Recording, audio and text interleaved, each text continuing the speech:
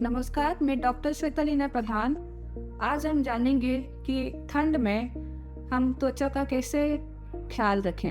ठंड में क्या है कि स्किन जो है बहुत ड्राई हो जाता है, एड़ी फटता है, तो उसको जितना आप मॉइस्चराइज करके रखेंगे और सॉक्स पहन के रहेंगे तो धूल मिट्टी कम लगेगा, तो फटेगा वो कम।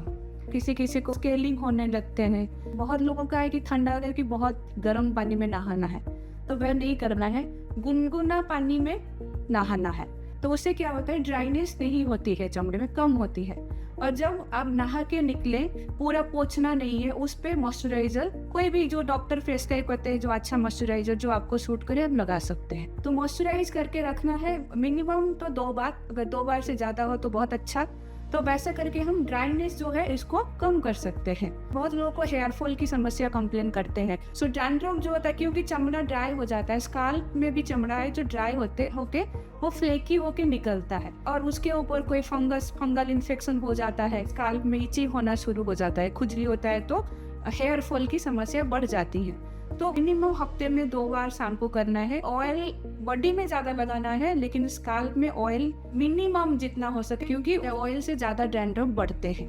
तो ये हो गया जनरल त्वचा का केयर। और कुछ बीमारी है जो ठंड में बढ़ जाती है। हाथ पे सूज जाता है, लाल हो जाता है। उसका सीवियर जब होता है, वो अगर हम प्रतिकार नहीं करेंगे तो उसमें फूका बन के घाव भी हो सकता है। हमारे मेडिकल टर्म में उसको चिलब्लेन कहा जाता है। तो मरीज बोलेंगे ठंड आते ही हमको बहुत दर्द करने लगता है, उंगली पैर में सूजन आ जाती है, जलन टाइप का दर्द होता है। तो उसमें ठंडी से जितना बचेंगे इससे उतना आपका कम होगा। लेकिन अगर सीवियर आपको हो गया है, डॉक्टर को आके दिखा के उसका ट्रीटमेंट करना है, नहीं तो फिर घाव होके उंगली डैमेज होने के, जो आपके हाथ डैमेज होने के ज़्यादा चांसेस हैं। और एक बच्चों वाला जो एक्जिमा होता है, जिसको हमारे मेडिकल टर्म में एटोपिक डर्मेटाइटिस बोलते हैं, वो ड्राई स्किन की वजह से ठंड में वो एक्जिमा के लक्षण ज़्यादातर बढ़ जाते हैं। तो इसका ज़्यादा के लिए उसको क्या करना है, जितना ज़्यादा मॉइस्चराइजर लगाना है, और साबुन जो बॉडी वॉश यूज करते हैं वो ड्राई नहीं करें। और उनको ऊल से एलर्जी होता है, जैसे ही हम ठंड आते हैं वुलन कपड़ा पहनना शुरू कर देते हैं, तो उससे क्या होता है, एलर्जी बढ़ता है और एक्जिमा एग्रावेट होता है।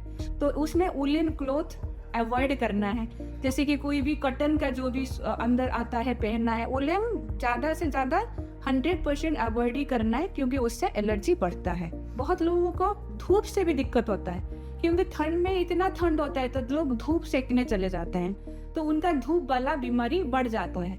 क्योंकि ठंड है तो सब धूप सेकने जाएंगे ही, लेकिन अगर धूप का बीमारी है तो आपको धूप से बचना है, कवर होके रहना है। इन शॉर्ट मैंने बताया कि कैसे आप विंटर केयर करोगे, कुछ मिनिमम जो बीमारी है कैसे बचोगे। अगर आपको और कुछ जानना है तो आप एनी टाइम एम्स पटना आके हर चीज़ के लिए आप कंसल्ट कर सकते हैं। Thank you.